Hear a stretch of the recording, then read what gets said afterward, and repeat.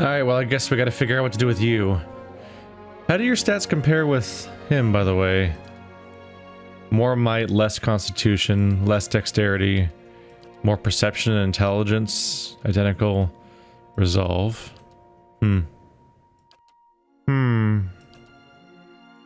How do you build a barbarian?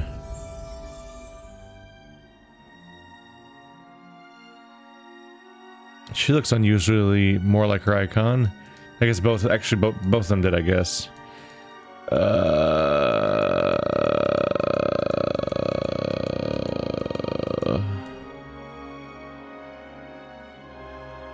Should I also go pursue that 2DR? Perhaps. I don't know. It's getting harder for me to care about these 6 stats when I'm trying to juggle them across 12 characters that I'm presumably going to want to switch out here and there, and I'm going to want to switch them out mostly for, like, the purposes of spending more time with each character and getting further in their story while also getting a chance to see them pop up here and there in dialogue more so than because of this particular mechanic, because I'm already juggling it with what role they fill in the party during combat, which is possibly more important, but not necessarily, but I don't know. Man, what am I going to do with you? Accurate Carnage. The barbarian learns to line up his or her most savage blows, improving the accuracy of secondary attacks from Carnage. +5 accuracy from Carnage. Should have read what that is.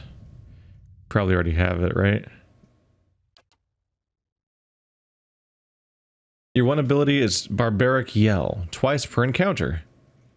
Enemies are frightened for 13 seconds. That's a terrifying yell. Okay. That's the one that reduces dexterity and accuracy. Not a bad thing to have. Go spamming that around.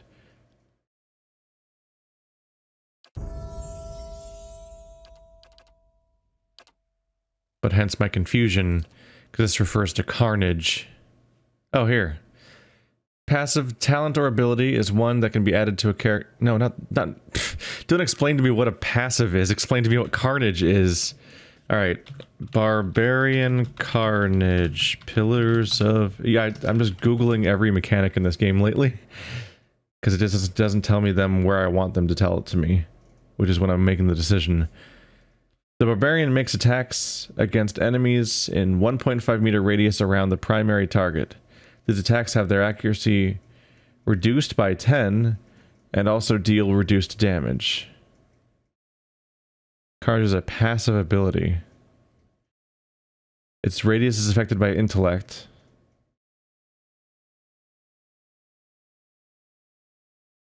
Like all class abilities in Pillars of Eternity, it gives 1 accuracy per level on top of the standard +3 accuracy per level. Is that a thing? I know about that.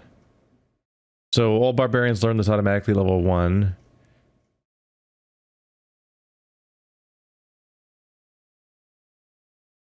So whenever... This is interesting. This is a really important thing about the class. It sounds like every single barbarian attack all the time, just all of their attacks, do an AoE that's like 2/3 of the damage of the normal attack. But they have reduced accuracy. Huh. So otherwise I was like, +5 accuracy, that's less than what you get from a weapon focus. But, having it be plus accuracy for several attacks, because it's all of the different AoE hits that are happening around your target, that's potentially a lot of overall damage difference. Barbaric Blow. The Barbarian deals a massive blow, causing additional crits and extra damage on crits. Carnage is not affected. Barbaric Blow once per encounter.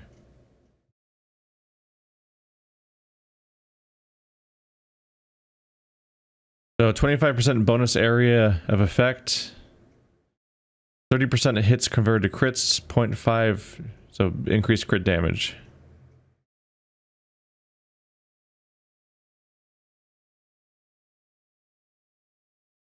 But it's just a single attack. Okay. The way it was phrased, I kind of thought it'd be like a a buff for some amount of time, but it sounds like it's only for the one attack. So that one individual attack has a 30% increased chance of critting if it was going to be a hit. And then it will do extra crit damage on top of that. Otherwise we have passives and stuff like that. Are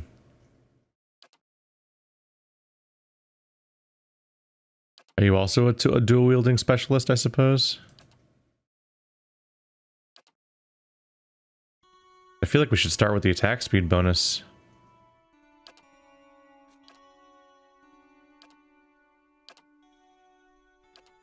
Frenzy. Sends the barbarian into frenzied state, granting a might, constitution, and attack speed bonus, but causing deflection penalty against incoming attacks. While the barbarian's frenzy is active, his or her endurance and health are concealed. Once per encounter. So this is the frenzy thing that my chanter gets when he gets crit. So increased might, increased constitution, increased attack speed. That's a big thing right there. But then you lose some deflection, which is worrying. But 33% increased attack speed on top of the 20 that I just gave them, like that could be a lot. It only lasts 13 seconds. Savage Defiance. The barbarian channels his or her own irrepressible determination, regenerating a large amount of endurance. Whoa! Looks like it's only 10 endurance per second, but that's a lot of endurance overall, that's for sure. Once per encounter. That is a strong every single encounter self-heal. Blooded. Causes the barbarian to lash out when in pain, granting a bonus to damage for as long as his or her endurance is below 50%. Ooh. A mechanical incentive to keep your health low. I hate that. I never found those mechanics. The barbarian becomes able to charge with reckless abandon, allowing him or her to ignore movement stop, the movement stop of engagement, and gain bonus to all defenses against disengagement attacks. 3 per rest. So go really fast and escape disengagement. It's a strong sprinting ability for like flanking. Like I want to get this specific. I'm gonna go after this specific enemy, so we're just gonna activate this thing and go for it. That self heal is so strong that I've got to make sure I have that. Still going for the 7 DR, or the 7th thing that gives me DR at the end. Accurate Carnage. That's the one we had before. Stalwart Defiance. Strengthen Savage Defiance, causing it to provide a bonus to all defenses. Whoa. Whoa. Plus 10 to all 4 defenses every time I use the self-heal. That's pretty good, but I feel like Accurate Carnage is worth getting before I go there. Maybe next level. 7. There we go. And some athletics, because athletics gives you the second wind, which is another self-heal. Frenzy. Yeah.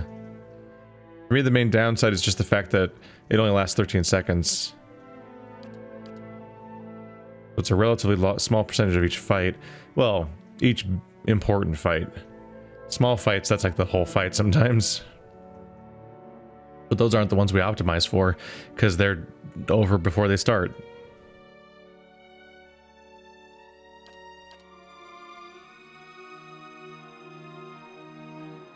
Brute Force. The barbarian hits so hard that ordinary means of defense can be easily overpowered. On attacks that normally could target deflection, barbarian will instead attack fortitude if it is the lower defense. That's good. Especially the part where it checks if it's lower. It doesn't just blindly target the fortitude, because some enemies where fortitude's a way worse thing to target. That just increases your effectiveness against all the targets, more or less. Except the ones that are already vulnerable to deflection above all else, I guess.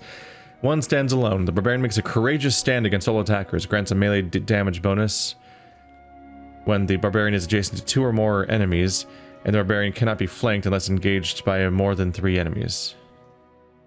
So enemies need to flank +2, and then just more damage against hordes of enemies.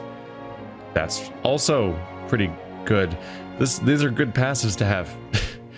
these are good things to have in your character. Bloodlust imparts unquenchable bloodlust to the barbarian, increasing his or her speed temporarily in battle once he or she has personally downed at least 2 enemies. That's... Oh, it's an attack speed, not a movement speed. Shit. Gives them the ability to just keep building and building until they're scary, basically.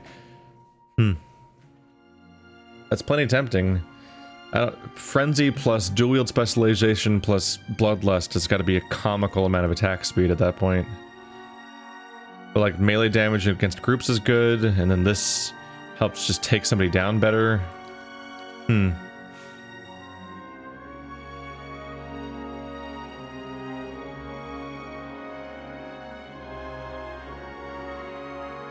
Two or more enemies happens a lot. I feel like I want that one. I think a barbarian is someone I would expect to be in the thick of it, generally speaking. Ballard Defiance, still pretty good. Barbaric Blow.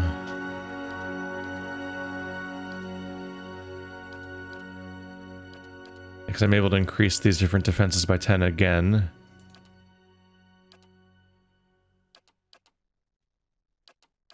You have so many openings for these kinds of differences. And then deflection, the weakest bonus of all, only +10. That's because deflection's used more than the other ones, I think. So you get incentive to do that.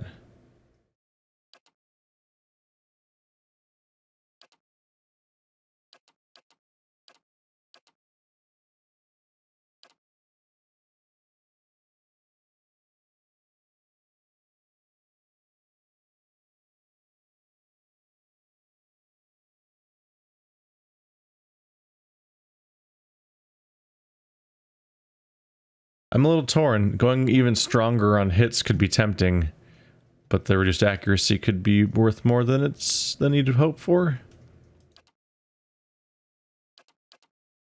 Interrupting could be useful just because if you have so many attacks constantly happening, then having some kind of interrupt could be helpful.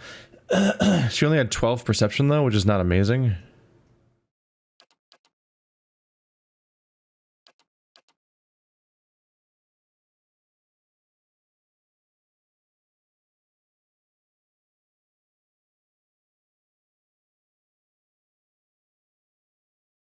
Then increased crits against lower enemies.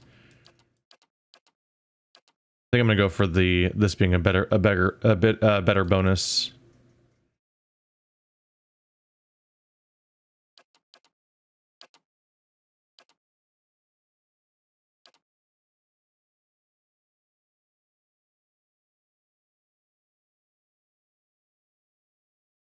Does received healing work as a bonus when you heal yourself? Because that self-heal could be all the more powerful, potentially. Oh wow, that self-heal must be really powerful, because it probably gets stronger every level, right? And that was already really strong when it was a level 1 ability, or whatever, when I saw it, level 1 or 2. Okay, now we have a lot of these now, okay. The Frenzy...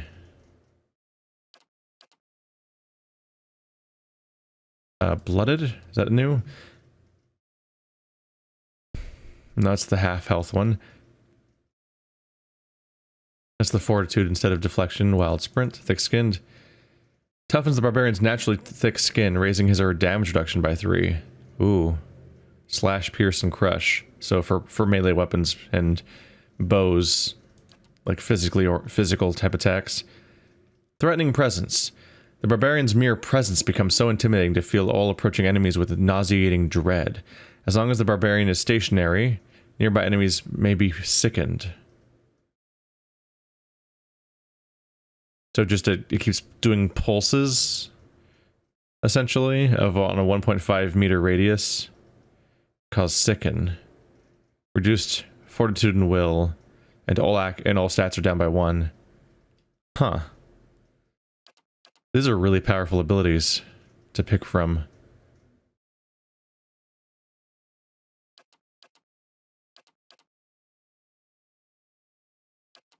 Bloodthirst.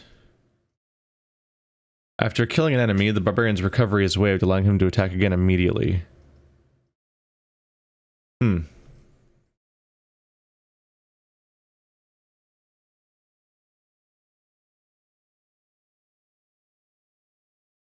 It's useful, but I don't know if that kind of bonus. I don't know. You might save like a couple of seconds every time you kill somebody, basically, but usually it's a bit more work than that. I think there's more universally applied things that are going to be more helpful here. I'm torn a bit between Frenzy and Brute Force. And of course, Thick-Skinned 3DR is just good. I think I'm going to lean on that survivability right now a little bit. It helps you get away with less armor, for example. And that could be good. That athletics score is going up. Barbaric Blow. Sneak attack, bonus damage against vulnerable people.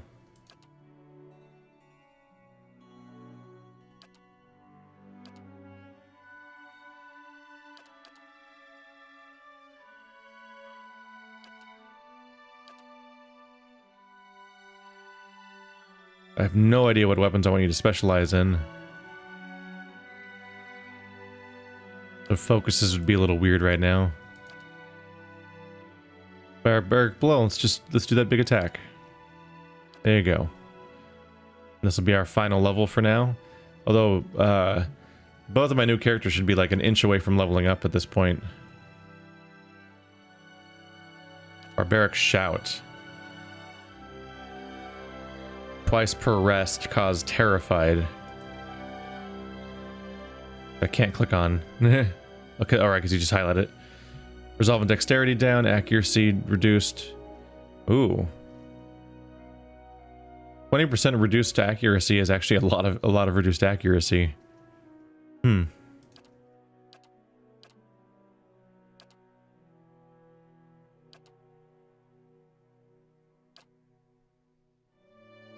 think I gotta go for the better hit, though. This is my last chance, though. Like, I do really feel like I'm supposed to have Frenzy. Maybe Brute Force next level if something else doesn't show up that's really cool. Frenzy feels like it might be kind of a core ability for a Barbarian, and I kept not getting it. And I'm like, okay, this is my last chance to level up. I feel like I'm gonna get in trouble if I don't have this. Now she has Barbaric Blow, which is the once per encounter attempted crit. Barbaric Yell causes Frighten twice per encounter. Frenzy, once per encounter speed boost and also attack boost. And the ability I think she started with, Savage Defiance. No, she didn't start with that. Oh, it didn't get any stronger. I thought it was going to scale up over the course of her leveling up. But it stayed at 138, which is what it was before. So she has 220. She has a massive amount of endurance. Both the characters I just got have the highest endurance I've ever seen, which is especially noteworthy because they are lower level characters. No, they're not. She's level 9. He's level 8. Yeah, she actually got to go to level 9. She's ahead of him. Gotcha. Grieving Mother's currently the lowest, though. Because that's how it go. Lead the way. And yeah, the moment you level them up, your new characters get all shiny all of a sudden. Like how his fists got all glowy the moment it was time.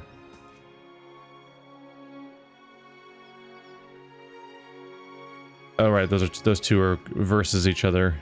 Yeah. Be careful there. All right, we're still not done. Still poking around this town. Been keeping me busy. The Iduran. The Orlin bows to you. Ah, the adventurer who saved the village. So good of you to visit my humble wagon. I'm Idran. How's business? He gestures at the village around him. Or, like this place, not much coin to be made trading in furs and fish. I came to the White March because I assumed there would be no competition. And I have none, because there's nothing to compete over out here. Would you like to trade? If you're not making any money out here, why do you stay? His eyes lower. I was rather vocal about my inevitable success with my friends and family. If I gave up and returned with little more than I left, then... His hands ball into fists. No, it won't be like that. I'm not giving up yet. Aww. Ooh. An exceptional... Oh, it's just an exceptional. It's a generic. Raiments of Whale's Eyes. DR3. Recovery speed minus 15%. Grants mirrored image when hit by critical hit. Second level wizard spell. Increased defense against charmed and confused attacks. And defense against dominated attacks. Neat. Huh.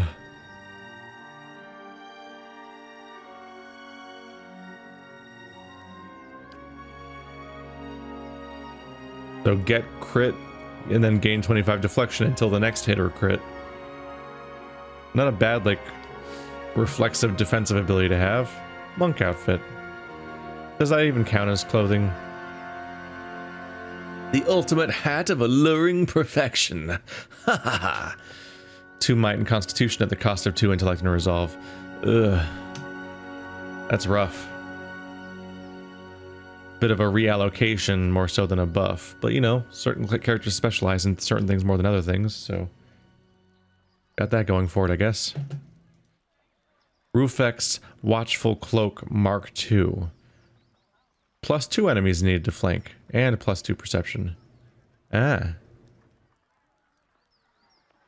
There's enough characters in my party that don't even have buffing capes yet that I think one that just straight up gives you 2 perception, even if the other part doesn't come in handy much, it's probably worth having. Rufek was a bruiser and a follower of Vale. He was often hired as a courier or bodyguard because of his size and strength. Yet he was a quiet man, and he developed a habit of walking with his head bowed in prayer. Because of this, strange comma there, would-be thieves frequently attempted to waylay him. But Rufek was blessed by the god of secrets. With uncanny foresight, he dodged and parried these sudden attacks and slew his assailants, sewing their eyes into his cloak. What the fuck? He intended it to be a warning, but others saw it as a challenge. Eventually, he discarded his cloak and wore a simpler, subtler garment in its place. The sight of a dark cloak with shimmering, shifting eyes became infamous among highwaymen and bandits. What the fuck, man? Anyway, mine. Oh, that's expensive. That's not a cheap item. 9 deflection ring, around his buckle. Defense against disease and poison, and some accuracy when you're hurt, if you're that kind of person. +5 accuracy on gauntlets, that's not bad. I'm gonna reuse up all my money. That's just a cosmetic, I believe. I better go make some money on my upcoming adventures. Probably will. Ah, more opportunities to buy enchantment gear. What if I just sold all these?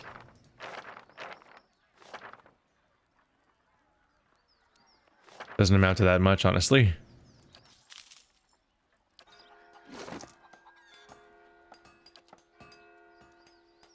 You already have anti-engagement on your character, so let's plop it on you. There we go. Now you're also harder to flank. I think you guys are busy.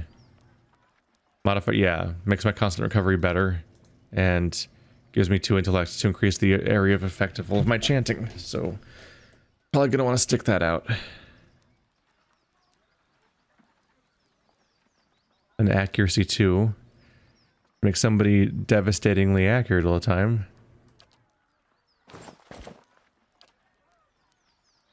You're just wearing a monk outfit, nothing else. You've got gauntlets of accuracy. And now you also have Manea's armor. 7 DR, 25% increased recovery speed, which isn't so bad. Ooh, increased healing received. That buffs her ability that she had. And gives her extra movement. She's very fast, apparently. Maneha's armor reflects her extensive travels and experiences on the roads and waves of Eora. It incorporates brass baubles and the teeth of ferocious creatures, myriad small bits of fashion Maneha took a fancy to on her adventures. That's interesting. Increased healing received. Assuming that works on self-inflicted things, that means that her self-heal that she can use every combat is going to be stronger.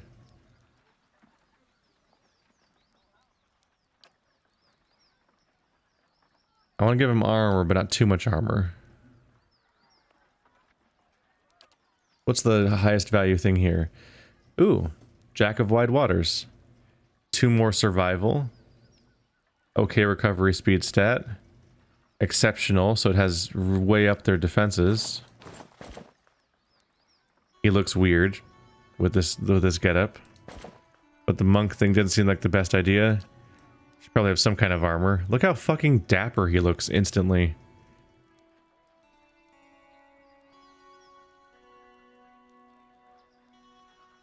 Yeah, like the... Gotta be better than the leather armor.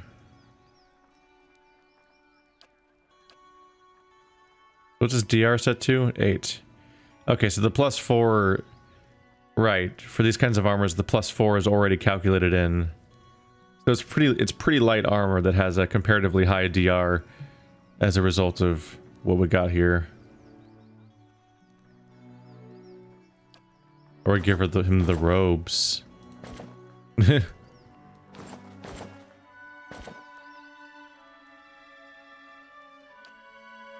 Yeah, I don't think we want to reduce their speeds too much. We got to be careful with that a bit.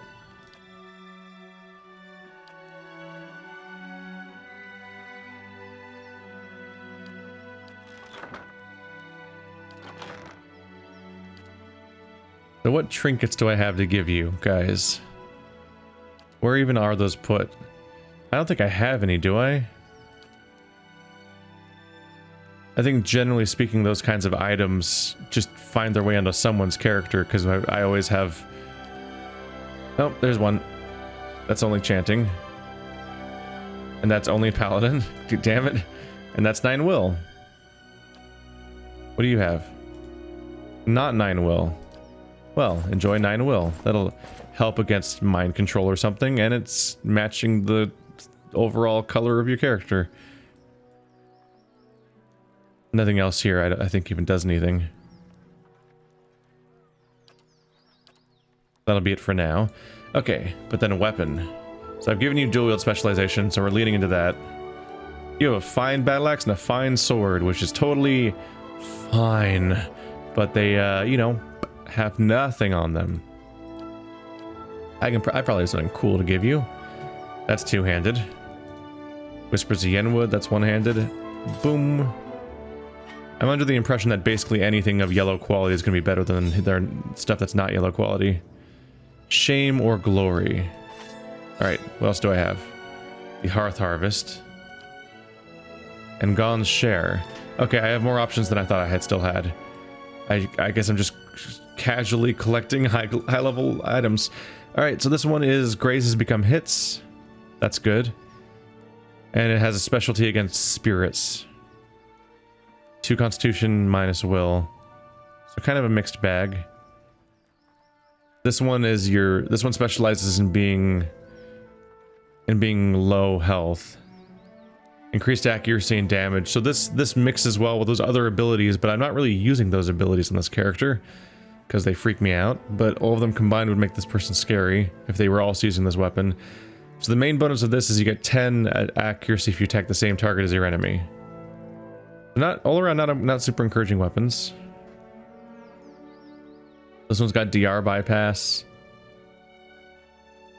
burn damage, bonus deflection, all around good times. Compared to what was their previous axe, I think was this guy.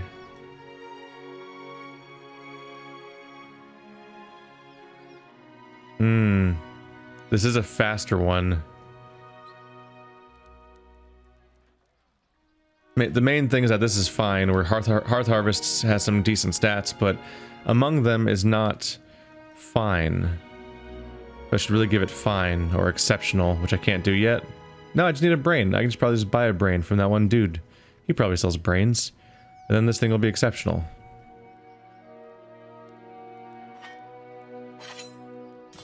What's the other one we got here? Gon's Share. This one's fine, turns grazes into hits, gives you endurance back. That's not bad. Especially to go with our increased healing received. There we go. Whereas you, on the other hand, don't use weapons. So you're just gonna go around punching people. So I'm gonna have to just trust that your punching is like really cool. So good luck with that. I believe in you.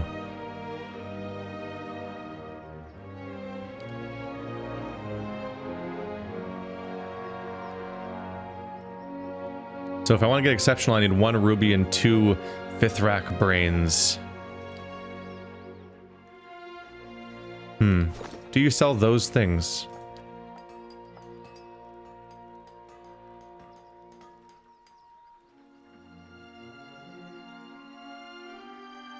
You've disappointed me. Truly you have. You don't sell any rubies or Vithrak brains. I only had 1 request. I suppose he'll have to die. No. Fine, I'll just have to go for accuracy 2 or damage 2 instead. Of which I have bountiful resources. So we're good there.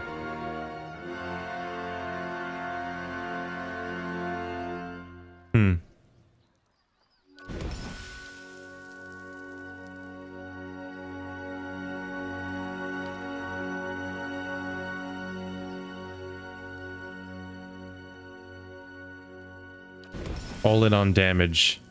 Go be a nightmare that you were always meant to be. Yeah, that's right. You're going to have the damage of a medium weapon on a fast weapon. And I'm going to hope that that's good. We'll see how it goes. Yeah, do these even fall into one category? She has a hatchet and a flail. Because different weapon focuses have different categories, and I don't know if she can even be applicably used that way. Alright. Whew. Don't worry, the moment I finish customizing these characters, we'll get all new characters for me to customize. And it's just going to be an infinite loop of that happening over and over again. And I'm just be in this town for the next 3 years. This guy really wants to use the restroom. That traitor, Fiera, must have hit the same weather as you coming to town. Have you considered having more clothes in the ice? They seem like they're having a bad time.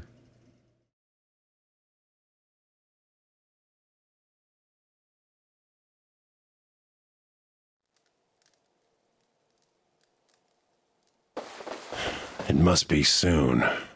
2 days, no more.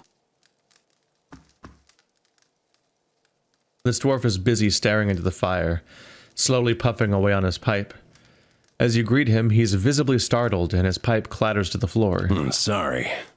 Didn't hear you come in. My ears aren't what they used to be. He stoops, wincing, to retrieve his pipe. When he rises again, he has a hand against his side. Are you hurt? Wasn't the ogres, I can tell you that. Put a few arrows in one of those and they generally have the good sense to back off. But I've been hunting this wolf for near a year now. A man-eater. Cunning, nasty thing. Every time I get close, it just slips away. The beast has already claimed many lives. The first victim was my son, Saldrin. Thirsk looks down at his pipe for a moment, features hardening. Sawa leans in eagerly. Go on. Thirsk furrows his brow a moment, but continues anyway. Got the better of me this last time. Distracted me long enough for one of its kin to turn up. Nearly bit me clean in half. I'm a few weeks out from trying again. You said this thing is a wolf. No ordinary wolf. A monster. This creature is big, and I see the signs it leaves behind. The mess it made to the last couple of hunters and the elk. Doesn't always finish its meals. Damn thing might be sick. Might have a bullet in its jaw. Something. In any case, it needs to be put down. Where is this beast? It roams the Russetwood out to the west. Seems to have decided the lake is a good place to find prey. Yeah. It's picked off some scattered ogres from time to time. But mostly it's been going after hunters, travelers. Can you tell me about your previous encounters? Nothing to tell. Near misses, all of them. One time he clambered right up the cliffs to avoid my snares. Another time, he chased a bear into my camp. It's a wolf big enough to chase a bear around. I nearly had him once. I could hear him below, eating, and I had the gun aimed right for him. Until the wind changed. He charged headlong into the tree to get at me. Nearly knocked me off my perch. And when I righted myself, he was gone. I'll keep an eye out for it. It needs doing. But I warn you, this beast is not to be trifled with. It must make its lair somewhere to the west. If you mean to go there, keep your wits about you. Watch yourself on the mountain. In these lean times, everything looks like prey to something. Who are you? I'm Thiersch. I've lived here long enough that Kith have started calling me the Old Hunter. And that's about all I can say for myself. I have some questions. Coming to your elders for advice, is it? What can I do for you? Teodor said I should talk to you before I head out to Longwatch Falls. A good thing you did. Hot springs north of the road are crawling with Langofeth. I'm surprised Teodor found himself out there. The thing to know about Langofeth is they're fast. Tolerant to cold, too. So try another angle of attack. Something seems to occur to him. He pats his pockets, clenching his pipe between his teeth. These'll come in handy. Use them if you get into trouble. He hands you a few sealed bottles. The old hunter looks you up and down, puffing on his pipe. Who posts a mirrored image? Hey.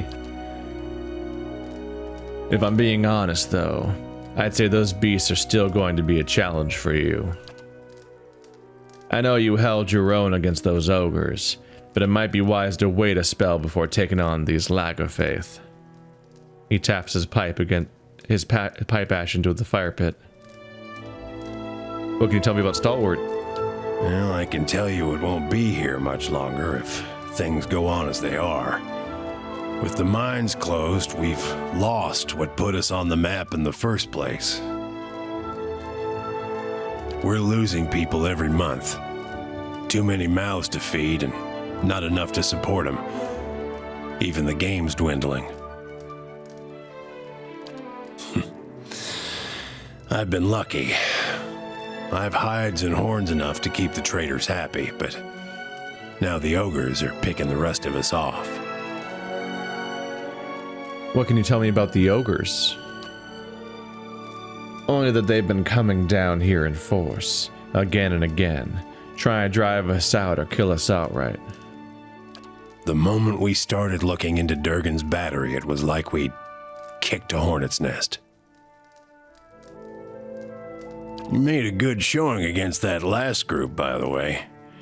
I think you've given them reason to think twice about coming back. Why is the hunting so poor? It's been a colder season than usual, and the elk herds aren't faring well. We're stuck fighting with the ogre clans and the wolves over what's left. And not to mention the occasional beast. We've lost a lot of young hunters. Has the legacy struck Stalwart as well? It has. We had some hope in the early days that we'd be spared, isolated as we are. That hope died in a hurry. Not everyone's been so unlucky, of course. You'll see a few pampered sprats around. Treating them like precious stones won't see them grow up any faster, if at all. The sudden sorrow in his features belies his soft laughter. You must have some interesting hunting stories. Long hours checking snares and waiting out elk, mostly. Used to hunt some of the big ones. Bear, stelgare. But up here, it comes down to necessity. I get the feeling a character would have something to say if they were here. Which means keeping Stalwart fed, or else keeping it safe. Thing is, the last hunt didn't go so well, as you can see. That's all the questions I had. Farewell. Alright, that wolf's gotta be absolutely massive. Huge. Not only did it chase a bear around, but when it saw him in a tree, it rammed the tree to knock him out. Which, given that we're up in the mountains, I'm imagining it's not exactly a small tree. I mean, a person was in it, for starters. Not usually the weakest start.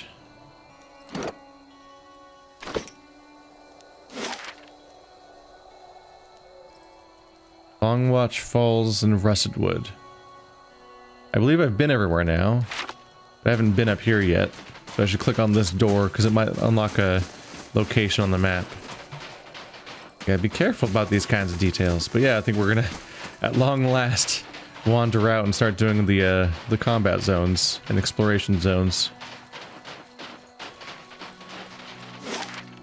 And I imagine a lot of these quests are gonna start getting done really quick. Let's start with the Russetwood. Or not. Ah. They're enforcing directions here.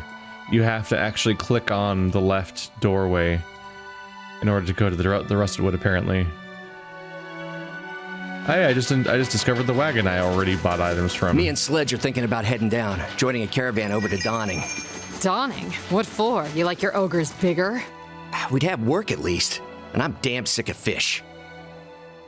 Nope, you guys did it. Those ogres will be back. They were just testing our strength. At least you made it here in one piece. Fair has lost her wagon and crew. So we have a number of different things to look into. There's the main things. There's the attacking ogre family. There's the fact that we're looking for Durgan's battery and so on. Galvino is supposed to be the animancer that we've been warned about. Then there's a giant wolf. We're looking for the gift bearer's location.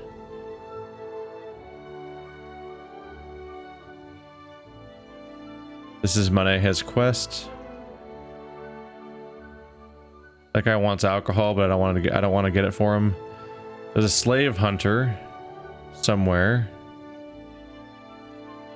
west of town, so probably where I'm going. Then there's various loot and items like that have been abandoned around Durgan's Hill, along that path. We'll see how that goes. Durgan's battery is supposed to have various things that are loot items that have been left behind by various characters, or that certain people have an interest in getting back. Well, it was a bunch of information gathering and quests being picked up. A lot of them are going to coalesce around a handful of locations, as far as I can tell. I'm starting to miss my neighbors. Oh, and I miss your neighbors.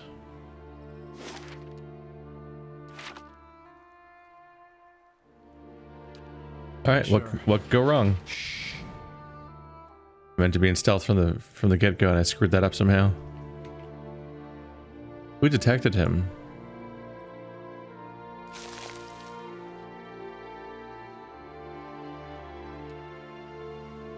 A bitter spirit. A lot of bitter spirits, as it were. And,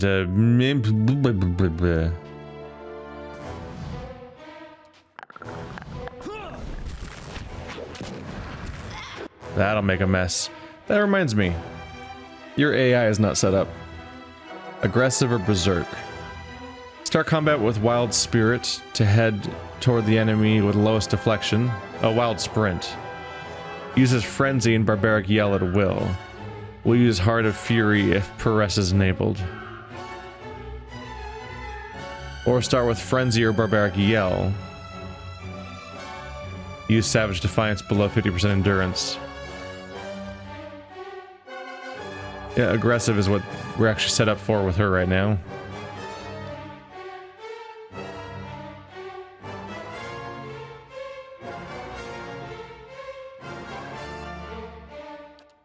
Let's make sure that that Durance sticks it out, because he's getting, or that arrow sticks it out, because he's taking some hits.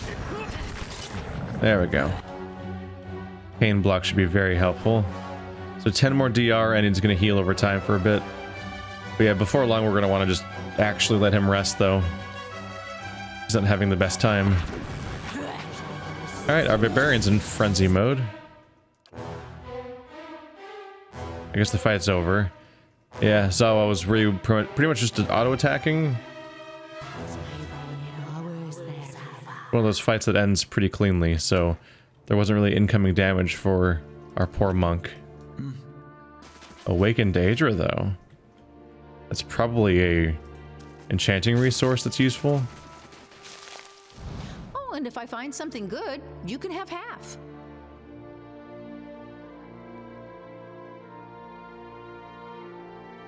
One of those voices that definitely catches you off guard, this barbarian. This simple shrine is covered in a thick layer of snow, fallen leaves and feathers. A pair of curving bones flanks the altar. Examine the shrine more closely. The shrine does not appear to be frequented very often, though traces of old candle wax line the edges of the stone. Under a dusting of frost, you note a rectangular section of the altar's surface that seems to be cleaner than the rest, as if something once rested here. Touch? You feel a tingle run up your arm as you set your fingers to the altar. In the instance after, the wind seems to die down, the sounds of the wilderness growing muted to your hearing. Then, you hear a sudden low growl, quickly joined by more. A vision strikes you like a sudden memory, though it is unbound by time or place. Within a sea of darkness you see a great beast, formless save for its gleaming fangs. It growls and snaps with increasing desperation and savagery, and for a moment you feel its rage as your own, a positive fury that tears at you. Something has been taken, your territory threatened, and the price for it will be blood. The vision fades away as swiftly as it came, but the altar stands silent and still, and the air fills again with the occasional trill of birdsong. Ah. Ah.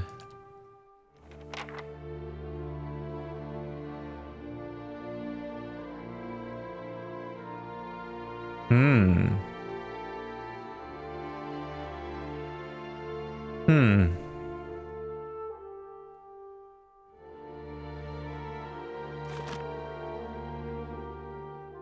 Yeah. There seems to be a suggestion that this wolf is some kind of active god revenge thing. A lot of river reeds here.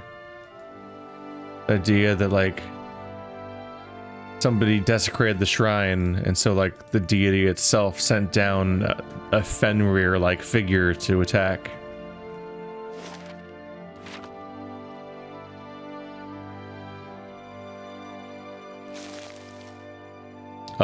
Those are legs sticking out. Boots of speed. +3 move speed. Boots are worn for both comfort and style. Most often made of leather, they can be custom made to suit a variety of terrains and purposes. While soldiers and explorers often favor hardy, thick-soled boots, rogues and thieves may prefer soft-soled shoes that allow them to move nimbly and quietly. Probably you, because she has a plus movement speed on her, there we go. She has movement speed on her chest piece, right? Yeah, which is rare. Whereas you don't even have gear for the most part. That should be suitable for you.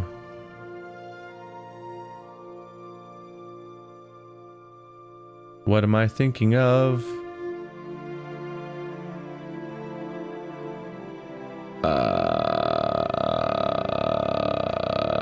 Shit.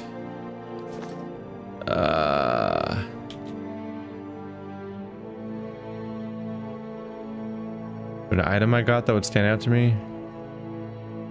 Shit. Ah, damn it. I had a thought and it went away. I just don't remember at all what it was. Like, was it, did I want to do something with someone's gear? Damn it. Okay, what? Is that the Great Wolf? The Winter Wolf. Or is it just one of a pack?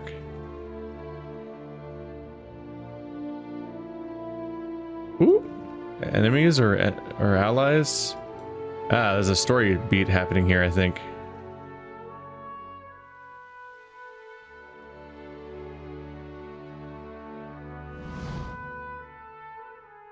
A group of elves stands in a scattered ring around an ogre, but they do not appear to be engaged in battle. The ogre is bound with rope, and one of the elves tugs harshly on the line tied around the ogre's neck. This is pointless, beast. You won't get anywhere being stubborn.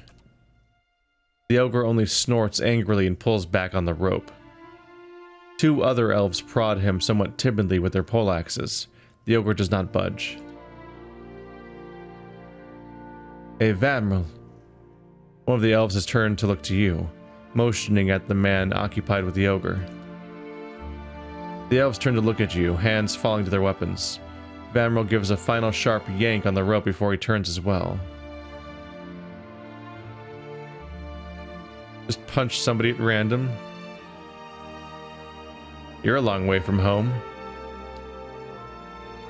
I will be further from it still tomorrow. Just picking up some help along the way.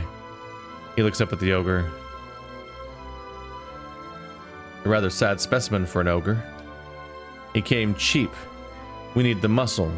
God knows they're good for little else. Vamril gives the rope another tug. The ogre's already impressive scowl deepens. Oh, so he's a slave. The ogre gives a great bellow and suddenly lunges backwards, tearing the rope free from his captor's hands.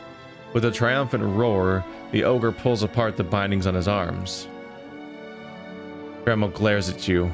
Look at what you've done. We didn't do shit.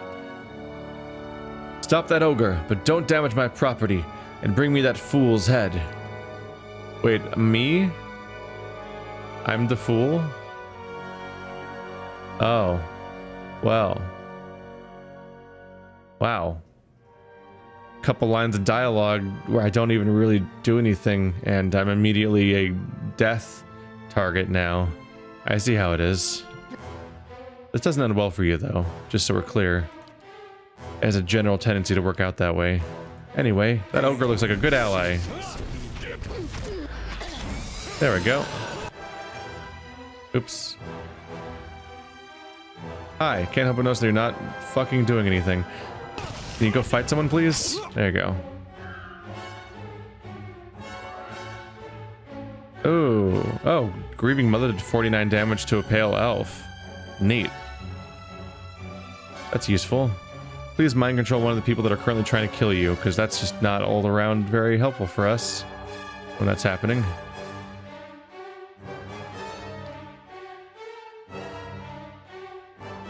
Yeah, we have no idea what the success chances are going to be. It'll have to be enough.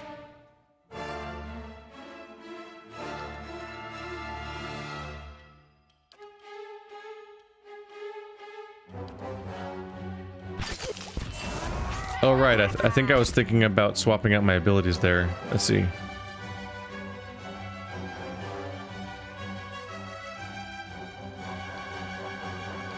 Isn't this the one that I got for free now, I think? Might as well cast at every level. There you go, everybody. And 2 enemies are mind controlled, which is always pretty funny. We've got that going for us. I believe you're free from engagement right now, so you're able to back off. And then go back to shooting this guy in the face. Rather humorously. Guy's just gonna have an all-around bad time. Yep.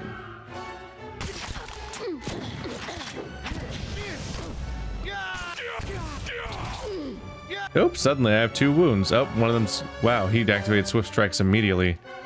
He was just waiting for the chance. Yeah. So now his attack speed is up.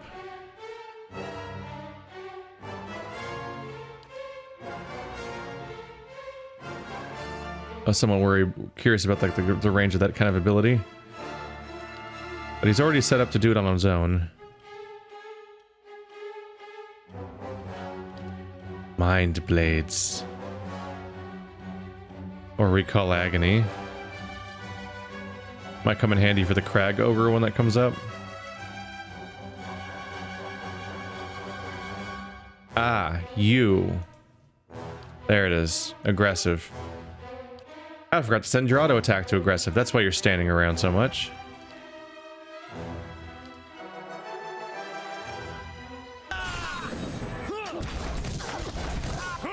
Oh yeah, you're having a bad time. Ooh, okay. Okay, thankfully they're still fighting each other, so that's good.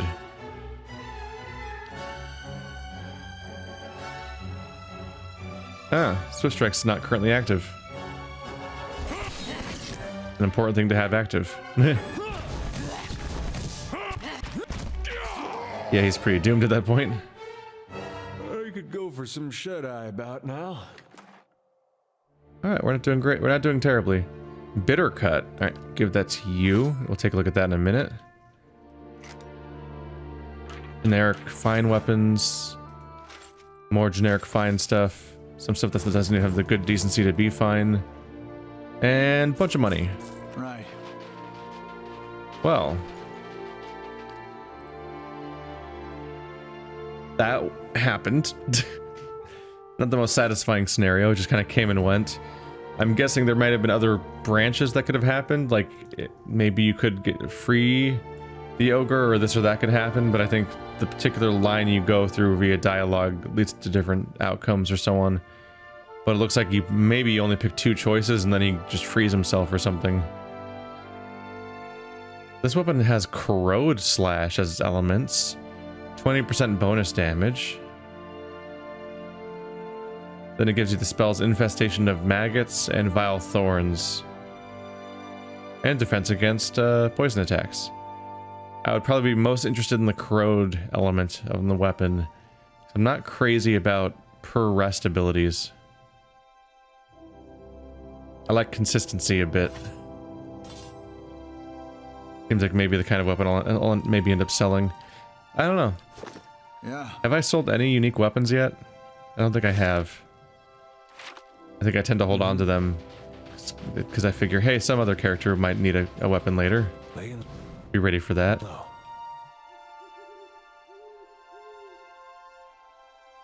I do should test that ice with something heavy. Make sure it's safe. Maybe with an overweight priest that can't shut up. Durance is overweight? Also, I didn't even see the ice till he said that. As you walk toward the frozen pond, a figure appears through the mist, kneeling down next to a hole on the ice. The figure picks up a large chest and throws it into the water without hesitation. The figure looks around. You glimpse a face you've seen before. Kixetl, one of Lafta's acolytes, pulls a hood over his head and throws a leather bag over his shoulder. Without looking back, he walks away in the direction of Stalwart Village. That's the dumping site. That hole. They dig a hole in the ice, then just throw stuff in. Ah. How am I feeling about my luck right now? Yeah.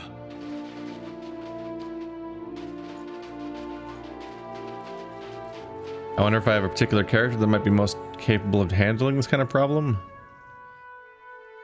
Cloudy water is visible through a large hole cut through the thick ice. It is larger than a fishing hole, wider than a broad set amawa. Stirred, the surface of the water laps against the layered ice. You reach out to test the water. It nips at your fingers with every ripple, quickly numbing your hand after a few seconds. Inspect the area.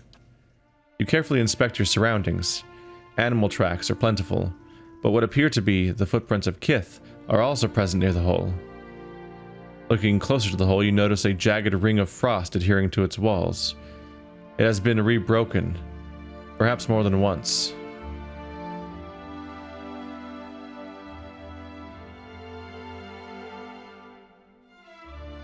Look through the water at the bottom of the pond. The waters swirl, silty and nearly opaque. You attempt to see through the murk, but you can make out nothing in particular. This seems wildly dangerous.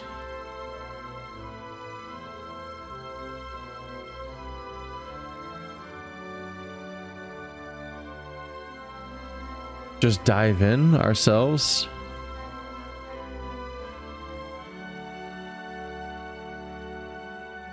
Oh boy. Dive in and search the bottom of the pond. Bulwark against the elements.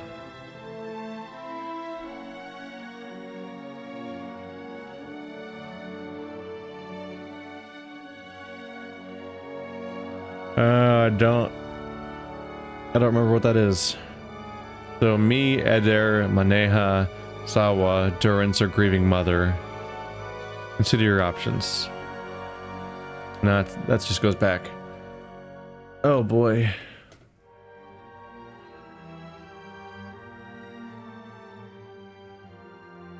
Oh boy. This seems so wildly dangerous.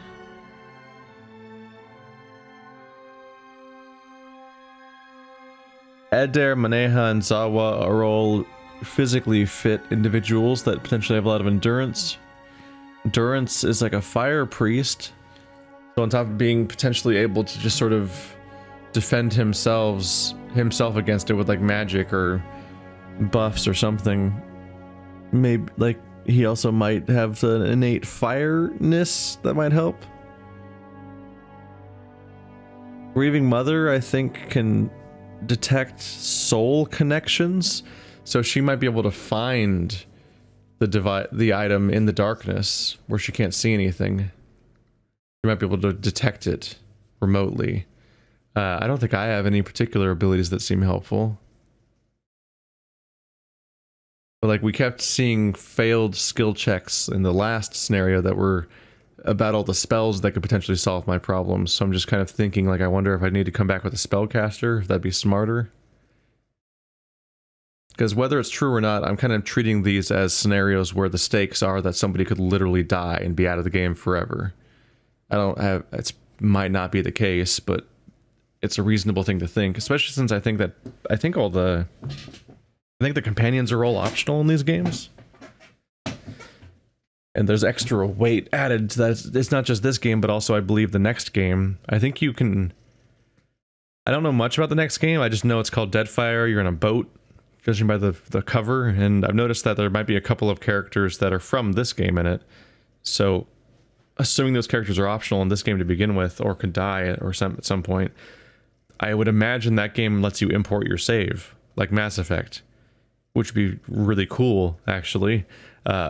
And that means that it'd be another RPG studio trying to once again do that kind of thing where a series of games have a continuous story where your save, the state of your save continues with like your decisions and whatnot, potentially. I don't know, I have no idea. I'm just kind of on a tangent now. I think I've got to check for the highest...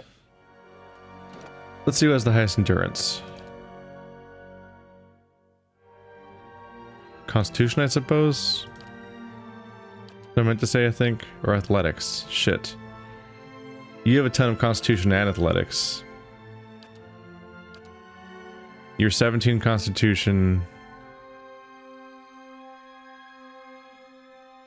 11 athletics.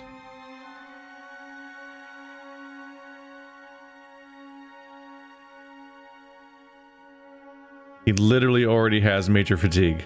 Okay. I think we should rest.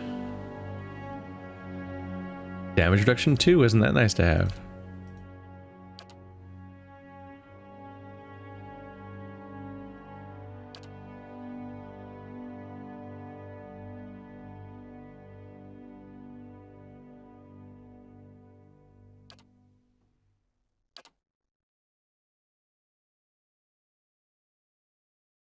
I really did suddenly go heavy on survival on the 2 new characters.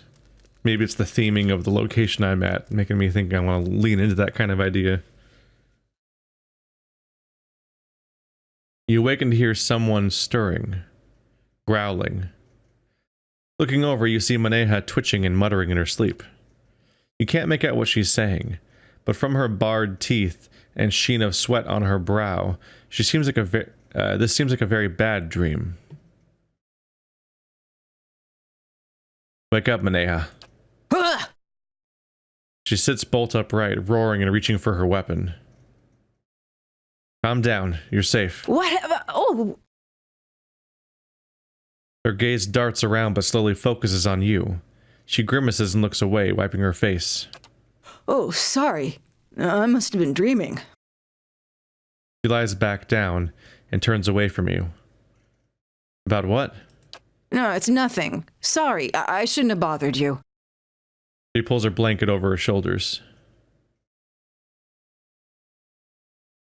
You aren't bothering me, but something's clearly bothering you. I'd like to help. She's quiet for a long time. It seems like she's already gone back to sleep. But then she sighs. You told me about your awakening. Eder stirs. Maneha waits silently until Eder rolls over and resumes deep, steady breaths. I guess I've had a similar problem. There's something I remember from a former life. Happened hundreds of years ago, but I remember it like it was yesterday. How did you remember it? Happened while I was fighting in Old Valia 20 years ago. My unit was camped out in the palace we'd just taken. The others were roasting the last of the Marcheso's pigs in the feast hall. So I went to the wine cellars to fetch a few bottles. She works her fingers into a knot. I don't know how long she'd been hiding there, but there was this old woman. Must have been one of the servants. Her fingers curl into fists. She had this wild look in her eyes. I approached her and tried to tell her not to be afraid, that she was safe. Maneha holds out her hand, reliving the memory. She screamed and grabbed my arm. She closes her eyes. It felt like someone had hit me in the back of my head. I blacked out for a few minutes, and when I came to, she was gone. Go on. I took a few bottles up with me, feasted with the rest of the troops. But when I went to bunk, I had a dream. She shivers. Only it was more vivid than any dream I've ever had. I tasted the sweat on my lips, felt the jungle air on my skin, heard the cries. She stops and swallows, shaking her head. What about the old woman? I asked the other troops. None of them had seen her. Anyway, I laid off the drink for several days, but I kept having the dream. After a few weeks, I thought a change of scenery might do me good. Since then, I've been a pirate in the Deadfire, a pilgrim in the White That Wends, an adventurer in the Living Lands, and a gift bearer in a Shamadal. She gives you a rueful smile. What's next, then? I told you I was looking for the Abbey of the Fallen Moon so I could leave something behind. There's a pool there, the Salt Well. It's where gift-bearers leave the heaviest burdens. She pauses. It's said that a person can enter it and leave their own memories behind. There's a distant, hungry look in her eyes.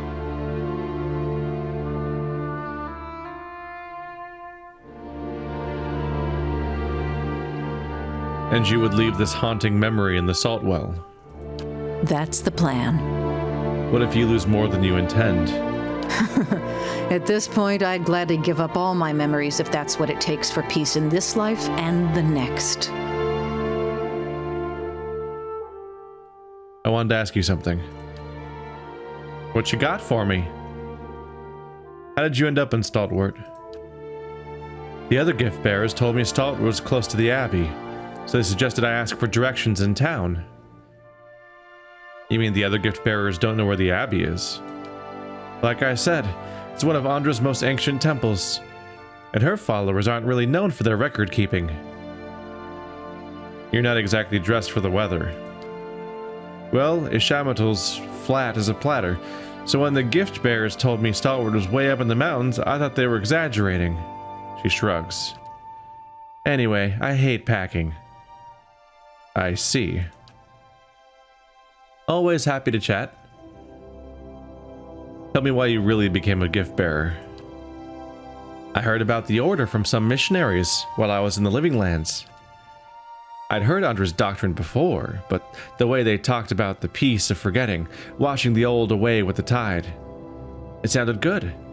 The gift bearers' work, taking to the road, helping people lose their own burdens, that sounded good too. Kept hoping I'd find a way for me to lose my burden along the way. Tell me about yourself. Where to begin? I spent almost 10 years as a mercenary in Old Valia. Plenty of work there. She tilts her head up and starts counting items off on her fingers. After that, I fought with pirates in the Deadfire. Or for them, depending on who was paying. Did a short stint in the Whited Wens, then roamed around the Living Lands. Finally joined the gift bearers in Ishamatil. And here I am, she grins. Actually, I was asking where you came before your travel. Not much to tell. She waves a hand and looks away quickly. Grew up in Rawatai, left when I was still pretty young and haven't been back since. Why not? Oh, you know. Spent almost 20 years there.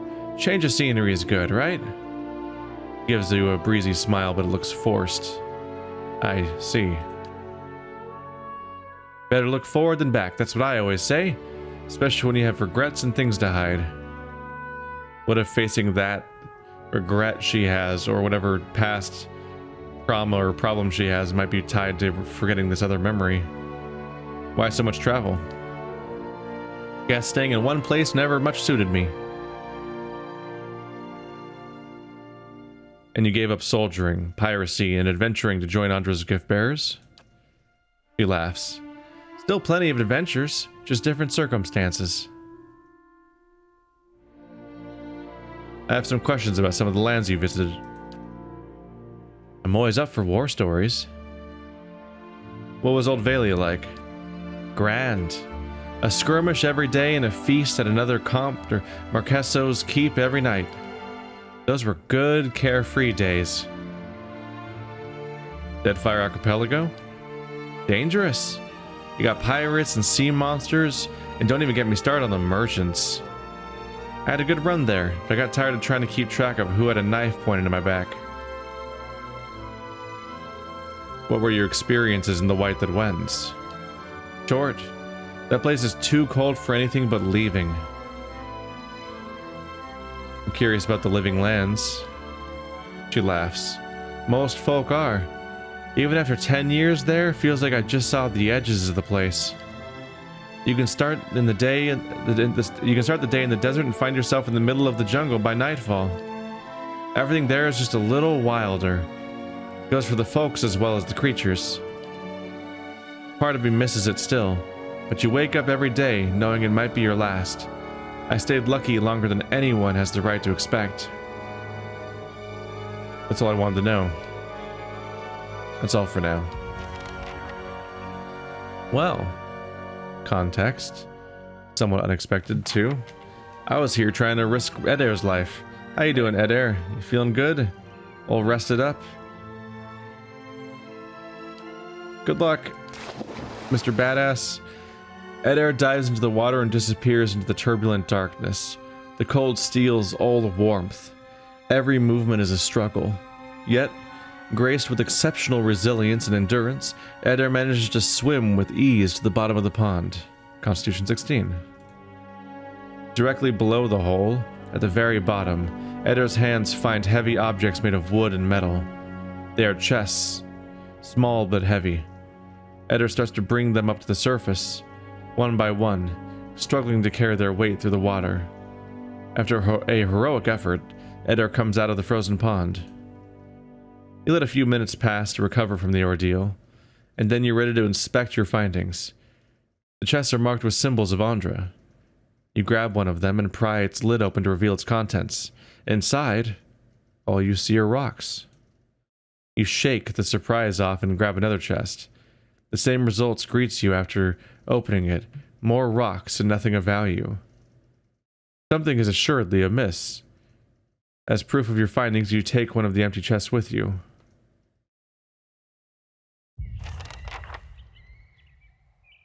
Huh.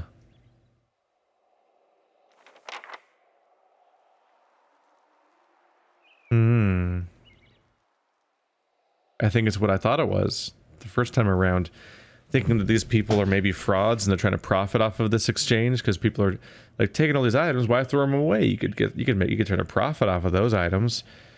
I think what they're doing is they're taking those items for their own benefit and then throwing chests full of rocks in this place to give the show of what they're doing in case anyone tries to actually watch.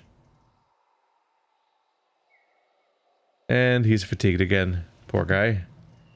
Yeah, that's what the gray area was. Huh. I think that's why they had a little... That might be why they had the argument that I could only partly understand. I think they might have... I think they might have just decided, shit. Those people are investigating. Now we've got to do this whole show of pretending to dump the items. Like, I think he might have done that specifically for me to see it. But we'll see.